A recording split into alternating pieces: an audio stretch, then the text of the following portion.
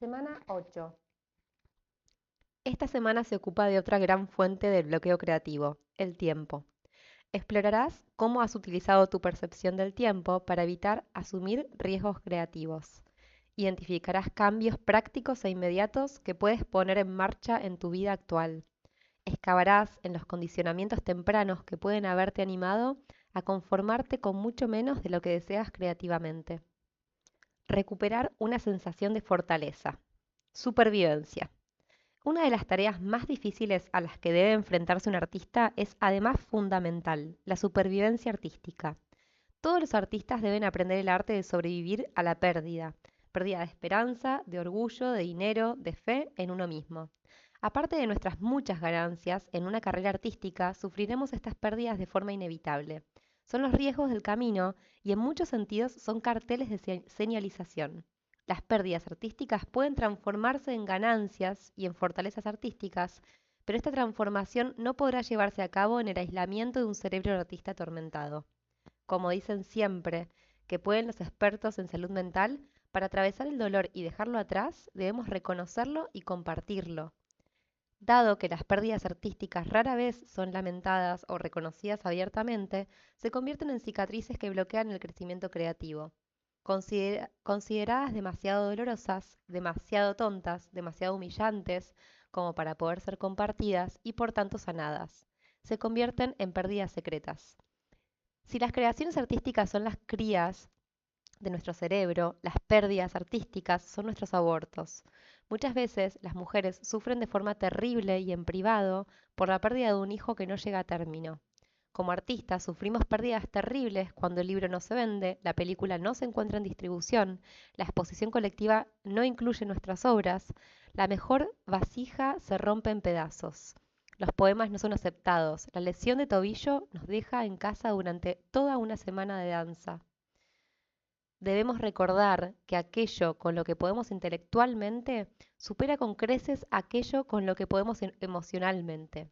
Debemos estar alerta para poder señalizar y lamentar nuestras pérdidas. La acogida decepcionante de un buen trabajo, la incapacidad para trasladarnos a otro medio o a otro tipo de papel a causa de las expectativas que los demás tienen sobre nosotros, son pérdidas artísticas por las cuales hay que guardar luto. No sirve de nada decir, oh, esto le pasa a todo el mundo. O, ¿a quién pretendía engañar en cualquier caso? La decepción que se queda sin ser lamentada se convierte en una barrera que nos separa de sueños futuros. Que no te den un papel que es tuyo, que no se te pida que te unas a la compañía, que cancelen el programa o que no publiquen una crítica de la obra, todo ello son pérdidas. Tal vez la forma más dañina de pérdida artística tenga que ver con la crítica. Al artista interior, como al niño interior, rara vez le hace daño la verdad. Lo diré otra vez, la crítica verdadera muchas veces libera al artista a quien va dirigida. Somos como niños, pero no somos inmaduros. Ajaja. Muchas veces el sonido interior que acompaña la llegada de una flecha crítica certera y bien dirigida. El artista piensa, sí, eso lo veo, eso lo puedo cambiar. La crítica que hace daño a un artista es la crítica, ya sea bien o mal intencionada, que no contiene un gramo salvador de verdad y sin embargo está llena de cierta verosimilitud condenatoria o conlleva un juicio general inexpugnable que no puede refutarse de manera racional.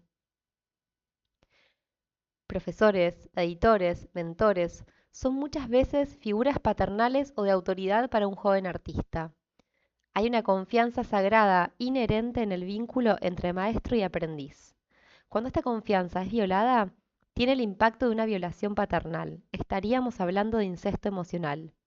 Un estudiante confiado escucha de boca de un profesor sin escrúpulos que un buen trabajo es malo o no es prometedor o que él, el gurú profesor, siente que el talento del estudiante tiene ciertos límites, o se equivocó al ver el talento, o duda de que haya talento.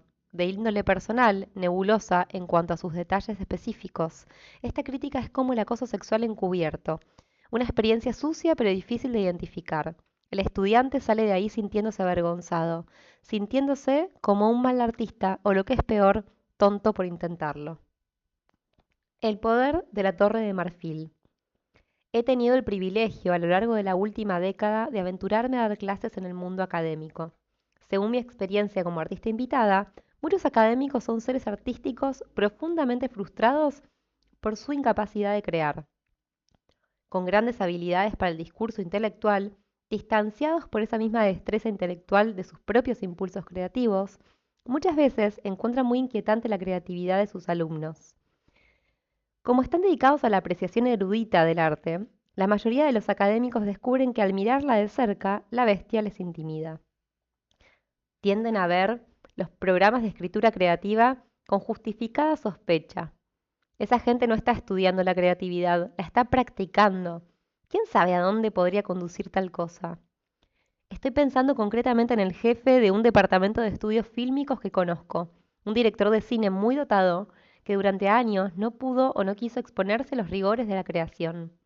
Al canalizar sus feroces impulsos creativos hacia la vida de sus estudiantes, se dedicaba de forma alternativa a sobreprotegerlos o minar sus esfuerzos, buscando satisfacer o justificar de manera indirecta su propia posición como espectador.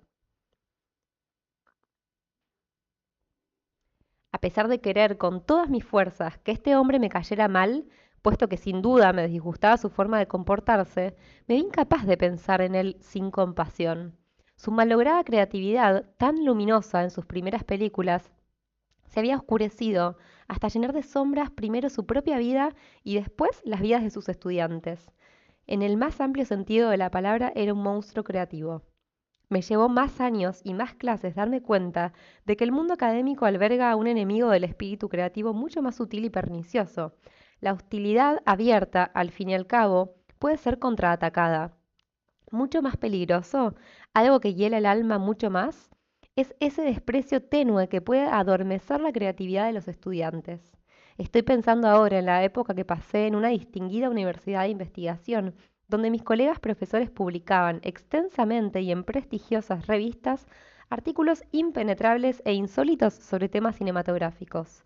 Muy bien considerados entre sus colegas intelectuales, profundamente inmersos en sus propias carreras académicas, estos compañeros ofrecían pocas oportunidades de identificación a los estudiantes creativos que pasaban por su tutela. Descuidaban el nutriente más rudimentario, el dar ánimos. La creatividad no puede cuantificarse fácilmente en términos intelectuales. Por su propia naturaleza, evita tales constricciones. En una universidad donde la vida intelectual se construye sobre el arte de la crítica, es decir, sobre la deconstrucción de una obra de creación, el arte de la creación en sí misma encuentra pocos apoyos, comprensión o aprobación. Por decirlo de manera rotunda, la mayoría de los académicos saben cómo desmontar algo, pero no cómo montarlo. El trabajo de los estudiantes era examinado a menudo, pero pocas veces era apreciado. Muy al contrario, fueran cuales fueran sus verdaderos méritos, el trabajo se contemplaba solo en función de sus defectos. Una y otra vez fui testigo de cómo muchos trabajos prometedores se enfrentaban con golpes de tendrías que haber, podrías haber o pudieras haber, en lugar de ser considerados en lo que eran. No estoy queriendo decir que el mundo académico deba convertirse en un estudio de artistas sobredimensionado. Sí digo, en cambio, que los artistas que están intentando existir, crecer, incluso florecer dentro de ese medio, deberían saber que toda la fuerza de la intelectualidad va en contra del impulso creativo. Para un artista, ser demasiado cerebral significa quedar mutilado. Esto no quiere decir que a los artistas les falte rigor, sino que el rigor artístico tiene una base distinta de la que suele admitir la vida intelectual. Los artistas y los intelectuales no son el mismo tipo de animal. Cuando yo misma era una joven artista, esto me resultaba muy desconcertante. Tengo considerables dotes para la crítica, de hecho, he recibido premios internacionales por ponerlas en práctica. Pero por desgracia descubrí que esas mismas dotes se aplicaban mal cuando se centraban en proyectos artísticos embrionarios, ya fueran los míos o los de otros. Los artistas jóvenes son plantas de semillero. Sus obras tempranas son como matorrales, como maleza, incluso como malas hierbas. Y los salones académicos, con su gusto por elevados teoremas intelectuales, hacen poca cosa por alimentar la vida del sotobosque. Como profesora, mi triste experiencia es que muchos creadores de talento se vieron intimidados de forma temprana e injusta por su incapacidad para ajustarse a unas normas que no eran las suyas. Mi esperanza sería que los académicos que lean este libro y lo apliquen a su vida, lo hagan apreciando la idea de que hay algo auténtico en crecer por el gusto de crecer.